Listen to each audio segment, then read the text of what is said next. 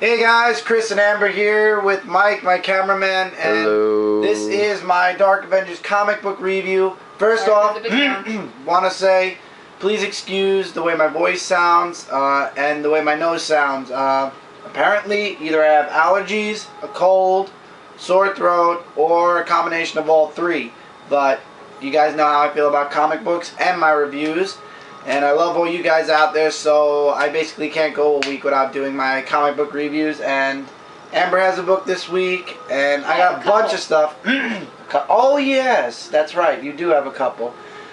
So please excuse my voice throughout this comic review. First off, I have 3 comic books that I'd like to throw out there for Radical. First off, you won't be seeing this comic until May 1st, which is Free Comic Book Day, Jake the Dreaming. It's going to be an illustrated novel that Radical will be putting out sometime in the fall, I believe. It looks really good. I've read through it. The illustrations are mind-blowing. Here, hold on. It's about a boy who goes into a different world when he dreams. Really awesome. It involves nightmares and dreaming and like the whole world being... It's amazing. And he goes into his friends' dreams and stuff like that. I am actually looking forward to reading this in the future. It's like a nightmare kind of thing. So guys, on Free Comic Book Day, absolutely pick this book up. You might actually be interested in reading about this. Like I said, the artwork and the story just look amazing. It's stuff that you'd see straight out of a really... I'm telling you, I have a prediction that this book is going to be... Would you say top selling? Yep. It's going to be a top seller. Also, next week, Abattoir, number 4. I wish I could review this book, but I've yet to get the first 2 issues of Abattoir, so I have no idea what's going on, but I'd just like to throw it out there that it's coming out. Yes, I have the other 2 of these. You have the third one. I have the third. I don't have the first and second. But as far as I see, it looks really good. Just very hard to... catch on to what's going on exactly. Hopefully I'll be getting my copies soon, my first 2 copies, and yeah, like I said, artwork, once again, amazing. And it's radical. It's radical, exactly. Now on to a Radical book I can talk about, Ryder on the Storm. Story was amazing. I would absolutely recommend this book to anyone who likes demons and talks about things like... Yeah, I want to show a transformation of a demon. No, that's not a demon. That's a monster. Yeah. Here, like when they're human and then they change their form, and this is what they look like as demons. All right, I agree. It is a little disgusting, but I thought it was cool. One of the good guys is a demon, so you see him fighting the demons. Why does one of them look like rogue? She actually has a... like some type of protection. They try to kill her and then they don't, because they see what kind. She's like a all-powerful mother kind of thing.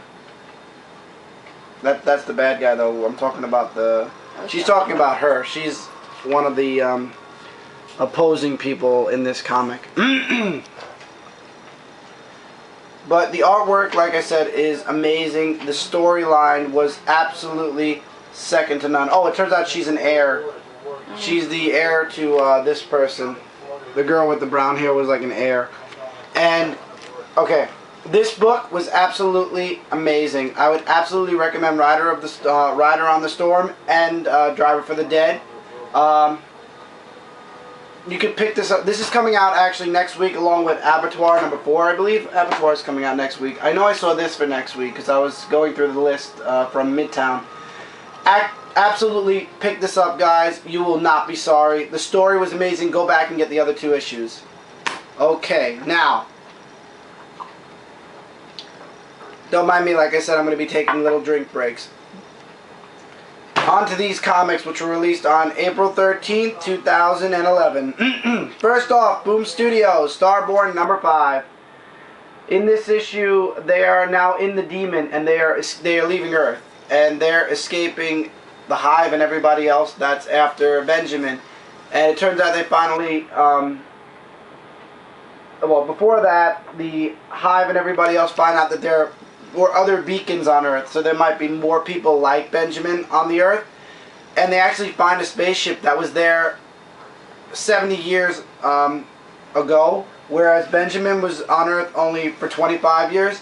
So apparently somebody from their world was on Earth before Benjamin, and now they got to find them. And there are 3 other beacons out there somewhere. So they're searching for the other beacons on Earth, while Benjamin, they end up landing on an alien planet, and that claw that he had is not part of his, he can't take it off, but he can make it disappear. Kind of like Wolverine. And then he ends up saving a human woman, and then all the beasts, I guess they're like beasts, end up saying he can't hope to kill all of us. So now they expect him to be to kill. They expect Benjamin to kill them. What? Those are the beasts. The artwork is great. I'm looking for a good picture to show. It's okay, the artwork. I like it. It's good, but it's a little cartoony in my opinion. Yeah, it's a little cartoony, like.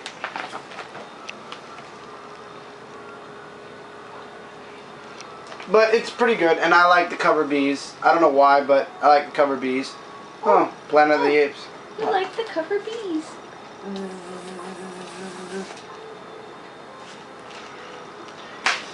Moving into Spawn 206. Yes. So Spawn is now fighting those 3 vampire-like thingies. And he does an awesome thing. Jim makes, like, he fades into the darkness, and he traps the vampires in, like, this chain web kind of thing. So he's like a spider kind of thing. He bursts out of one's chest. He rips one of their mouths open. It's graphic as shit. And there was a line in here that was hilarious. I just wanted to read. I thought it was hilarious. The guy that's doing not publicity for Jim, but who's looking into his past. Now we all know that Todd McFarlane owns McFarlane Toys and stuff, and there was a reference in here.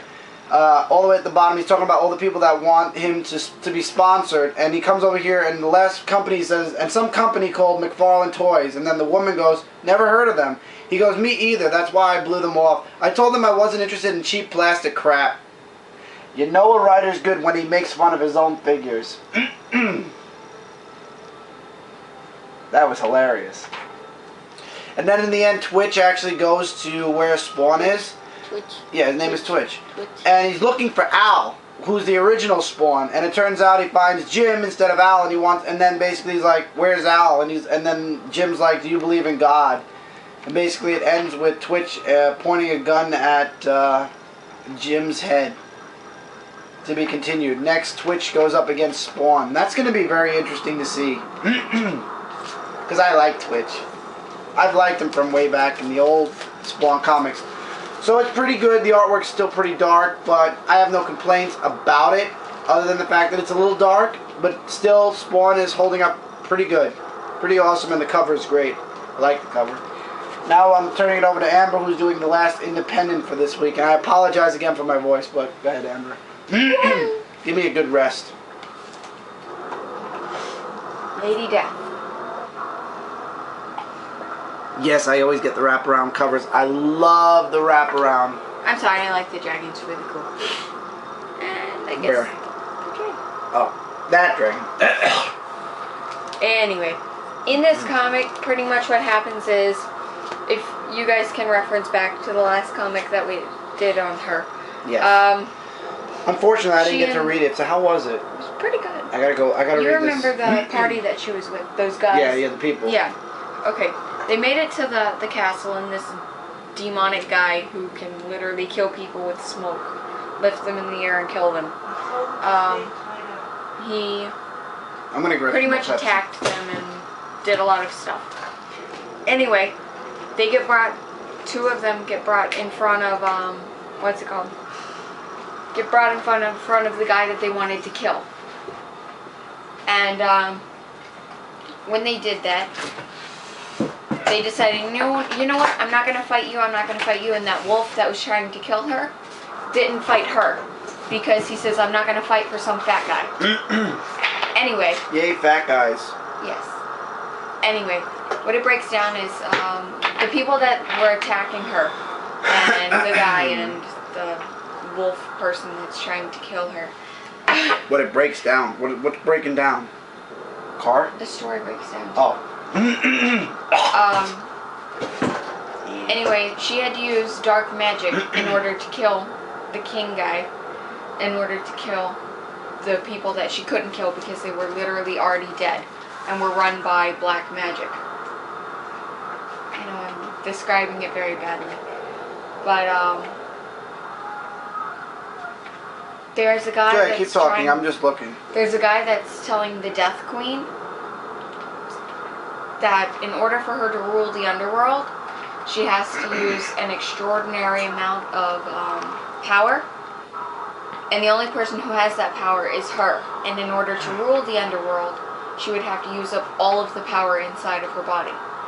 And she said, is there anyone else that could take that place?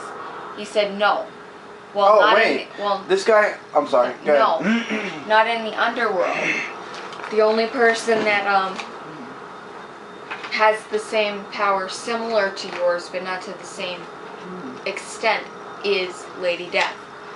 Now, the guy that she ended up killing through dark magic ended up having one of the soul stones on his chest. That's what I was just going to ask. And that's what was actually causing his soul to be so demonic, and the reason she had to use black magic in the first place. Well, you just answered my question. She got the soul stone, and that's after she used black magic on him. But it leaves you off with the lady. Hold on. It leaves you off with the Death Queen, literally saying, well, the guy says to her before her banishment, book. The only one even close to matching your powers was Lady Death, and the Death Queen says, I had a feeling you would say that. Isn't that kind of like Snow White, the fairest in the land? Yeah, pretty much. One book I actually am interested in buying, and I probably will. It's advertised right after the issue, and every book is signed by Brian Pulido. Is The Art of Lady Death. I might actually pick that up. It shouldn't be too expensive, right? I don't think so. And Mike, I think this is the most cruel thing they could have done. Oh, the butterfly. They made a butterfly go on fleek. That's nothing compared to what I still have to go through. Nothing. Okay. I don't care. I still think that's wrong. Now, like I said, pardon my breaks, because I do have to take breaks from my voice. First of all, didn't even notice I skipped an issue, and nobody actually corrected me in past reviews. Ultimate Comics Spider-Man number 154. Apparently, I went from 153 to 155 without even realizing I didn't finish the Black Cat Mysterio story arc. Briefly of it, Spidey gets the Zodiac and foils Mysterio's plans. Iron Man gets the crap knocked out of him by the Zodiac, and he ends up in the end taking it away, and Spidey goes to talk with MJ, and that's kind of what leads into 155. So that's a little background on this. If you guys ever notice that I skip over a number, always feel free to like make a little mention of it, say like what happened to this issue, what happened to that issue. Because I obviously completely looked over this, and if not for a, when I was putting my comics away in number order, I noticed I was missing 154, and I looked it up, and I knew I didn't have this cover. I wouldn't have known I skipped it. Oh, by the way. It's a prelude, yes. Which one is your cookie? Because I want to eat a cookie. What cookie? Easter cookie. The big one. Sorry, guys. Okay. Now she's walking off. Now, sticking with the Ultimate Universe for two issues that are interlocked. First one is Ultimate Spider-Man 157. And what interlocks with it is Ultimate Avengers versus New Ultimates number 3. I'm sorry. Each one tells a different story. We'll start with the Ultimate Spider-Man. Ultimate Spider-Man, Spidey's going after Norman Osborn, who, spoiler alert, kills Doc Ock. Now remember, this is the Ultimate Universe. Basically, anything goes. So Spidey's looking for for Norman Osborn, and while he's looking for, well, first he goes to his house and tells Aunt May and Gwen to leave because they know who he is and where he lives. So he wants to make sure that they're safe first. Then MJ calls him and lets him know that Doc Ock was just killed by Norman Osborn in the city. So he goes in the city looking for Norman, and he's completely disappeared. The Goblin goes away. So then Pete goes over the bridge, which we're going to cut off from here a minute, and we're going to go into the New Ultimates. In this issue, I really skimmed it because, once again, I only got it because it was somehow related to the death of Spider-Man. He bit off the ear. Well, I was hungry. And I basically skipped... the Ultimates were getting their asses handed to them by the Avengers, basically. And Cap was beating the living daylights out of Nick Fury on the bridge, which is where Spidey sees Captain America, and the Punisher shows up, and he's ready to shoot out Cap's kneecaps. Now, Spidey thought that the Punisher was going to shoot to kill.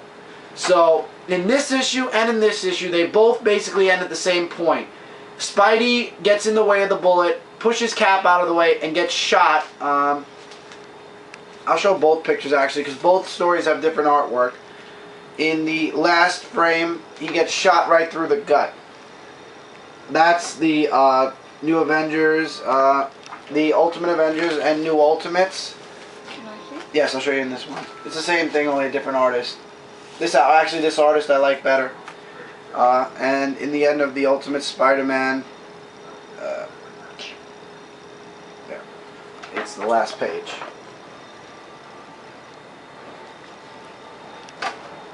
So Spidey gets shot. To be continued. So I'm guessing the Avengers versus New Ultimates is going to focus mainly around Spider-Man now, as well as, of course, the Ultimate Spider-Man. I don't know where this is going, and I'm hoping Bagley stays with the Ultimate Spider-Man if there is an Ultimate Spider-Man after all this. I know this is going into Ultimate Vengeance or something. So, like Iceman and the Human Torch are going after Norman Osborn and the others now because Pete is either going to be in the hospital or dead. So, I don't know. I know if the Ultimate Spider-Man dies, that's the end of my Ultimate run, but I'm being honest, the stories are... So, depending on where the next story goes, if there's a next story, will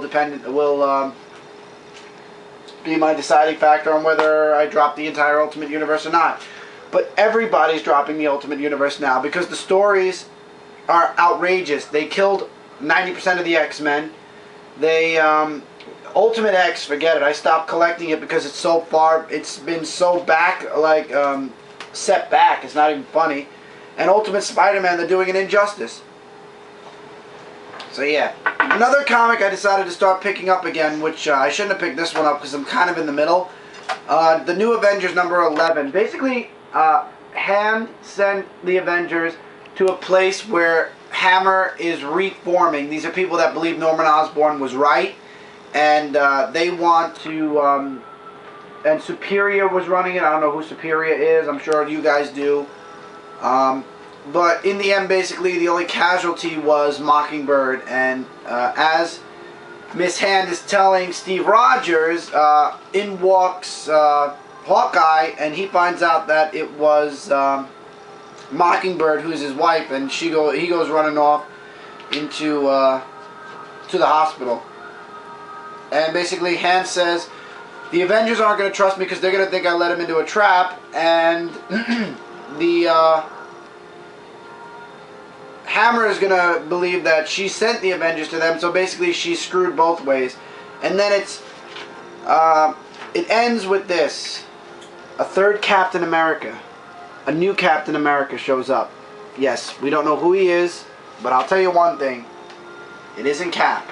It isn't Steve, and it definitely isn't Bucky. And then you get the oral history of the Avengers, which I'm sure none of you read, or those of you really big fans of the Avengers have been reading. I just don't have the time to waste. And the next cover is Captain America Nazi, because apparently this Captain America is on the Red Skull side. So, I don't know, but I'm interested again. May not be interested in the Avengers, but I'm very interested in what's going on in New Avengers, so... You know Cap is, that's not the real Cap. There's no way he's a Nazi. speaking of the real Cap, Super Soldier, Steve Rogers Super Soldier Annual #1, which is part 2 of the Negative Zone. Now, remember what I said. Terrible artwork was in the last issue, which was the Ultimate X-Men. Not the Ultimate X-Men, the Uncanny X-Men. So as I pulled this book out, and I slowly opened the page, I was very delighted to say that, and I'm going to show a picture as soon as I find that picture, I was highly happy with the change in artists. It turns out all annuals are going to have different artists. I was highly satisfied with the artwork in this issue. The artwork is astounding. This artist should be working on other comic books. It's amazing. Anyway, Steve Rogers ends up going into the Negative Zone, long story short, and also there's this big advertisement, Moon Knight #1, Daredevil #1, and the Punisher apparently is coming back at some point. Just want to throw that little bit of news out there. Michael made a... So, I know, I saw his face because Mike likes the Punisher. Maybe he'll buy Punisher, who knows. But anyway, Steve Rogers invades the Negative Zone and saves Cyclops and Hope. And basically in the end they meet up with Namor, who is not exactly very happy at this moment. He's pretty mad. And it's to be concluded in Namor Annual #1 of 2011. Okay, I got part 2. I love the artwork. I got part 1. I hated the artwork. I'm definitely getting part 3, the third part. Even though I've never bought Namor before, I gotta know how it ends now. And I'm praying that the artwork stays good. Apparently each annual has a different artist, so it's up in the air when it comes to Namor. I guess I'm just gonna have to sit and wait for Namor's annual to come out and get it and pray. It's not, the annuals aren't exactly that bad as far as price. It's the price of a regular comic book, so not too bad. And not to mention I'm getting the Spidey, Deadpool, and Hulk one. Well, I got Spidey, I gotta get Deadpool and Hulk. Is it $2 or $3? It's $3.99, but Midtown has a 15% off, so it's like $3. A little less, a little more. Anyway, I'd absolutely recommend this one. Steve Rogers was amazing. Unfortunately, though, if you want to know how the whole story began, you're going to have to go get the Uncanny X-Men one. I'm just warning you guys, like I said, anime-ish, like, not anime, I would say like more like chibi artwork going on. And chibi, for those of you who don't know, is basically the artist takes adults and makes them look like they're kids in anime form. If you are willing to sit through that, because the story is good, it's just the artwork kind of makes it hard to enjoy. But for the most part, this story has been amazing, and the artwork in this has definitely earned the respect. It made me want to get the last part. So I'll be checking that out, and when it comes out, whenever Namor comes out. Sticking with X-Men, Uncanny X-Force #7, the conclusion of the Phantom X world enlarging thing. So they go into the world and they have to find Father and basically kill him to stop the Deathlocks. Long story short, in this series, Phantom X gets the shit beaten out of him. I thought there was one funny picture I want to show you first, and then I'll show you guys. He's getting his ass kicked by a Wolverine Psylocke, and Deadpool at this time is with Father, who's kind of manipulative. He has like a psychic kind of thing. And before all this happened, Phantom X and Deadpool were having a little talk. He's like, I don't need to gain approval from people, and yada yada. And Deadpool got insulted and walked off. Look at that picture. Look at that face. It's hilarious. He's like half dead. You see how his eye looks like that? I don't know. I just laughed because I think of Mortal Kombat. For those of you who don't know, Mortal Kombat's coming out next week. I just thought that face was hilarious. He's like getting his ass kicked and he has one eye like this, and the rest of him is like dead. Basically, P.S. Deadpool's the one that kills Father in the end of this, and yeah, they leave. His head's on your neck. And they leave. The story's over, but they leave you with this. Does that remind you of anybody? Wolverine? Does that well, you don't know Wolverine and Weapon X. So, and then they're advertising for MM. starting in X-Men Legacy 250, the year of X-Men. A lot of advertisements in. You don't have to zoom in on that, Mike. Thank you. A lot of advertisements for that are going around. It's going to hit Uncanny X-Force, and I'm sure it's going to hit Uncanny X-Men at some point. Very interesting. Okay. Uncanny X-Men 535. And while you're doing, taking a drink.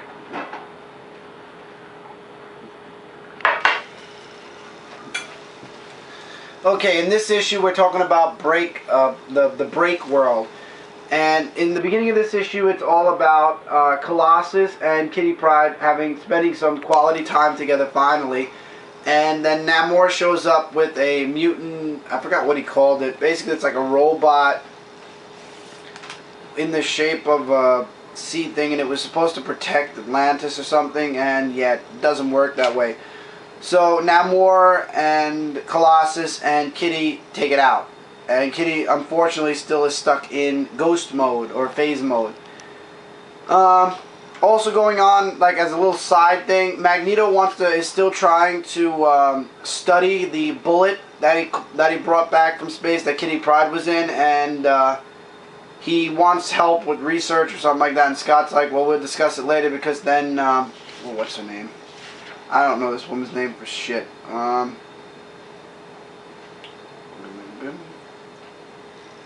Sword. The woman from Sword calls, I forget her name for the life of me. Agent Brand. Thank you. From Sword calls on the X-Men that she needs help because Break World is coming, and basically all the X-Men except Armor end up going. And including Emma Frost. Apparently there was a backstory where, yeah, including Emma Frost, unfortunately. Apparently there was a altercation in an older issue where Colossus basically beat the shit out of their leader and left the world to be independent, but it turns out that this leader, what I found very interesting was this leader lost his arm to Colossus, and then I look at everybody in the ship and all of a sudden I notice everybody's missing an arm.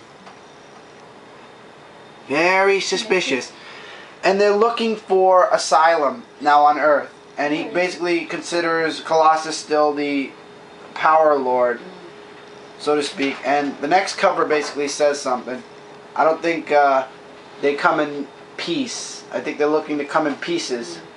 Or to leave you in pieces. Good issue. I'm enjoying it. I'm looking forward to next month's issue. I don't really know too much about Break World, so this is something new. I would say definitely pick it up, but once again, if you don't know about Break World like me, you're going to be a little bit lost. Okay, moving into Daken Dark Wolverine, number 8.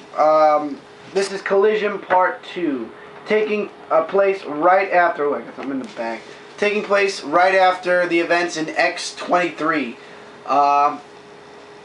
Basically, Daken, oh shoot, I said Daken Dark Wolverine, didn't I? Daken basically decides to stop fighting. He's like, why don't we just bury the hatchet, work together.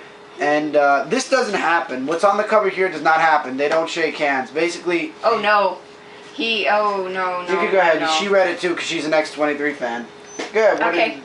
So... Save my voice. Yay. Apparently, when you read this comic, it seems like they're kind of on the same team for like halfway through. Then towards the end... Apparently he betrays a guy.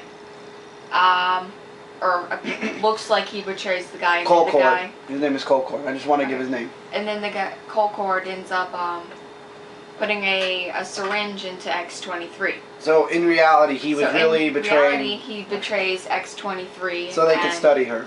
Yeah. No, not study her. Experiment. Experiment on her just to get the healing factor, because she already has the healing factor. No, not to get the healing factor. Yeah. So that he can help him. Yeah, to help Daken. So anyway, I'm getting the finger from Mike, so we will see you in the next part where we'll conclude with this. It looks like Daken doesn't have a face. Yes. See you guys in the next part.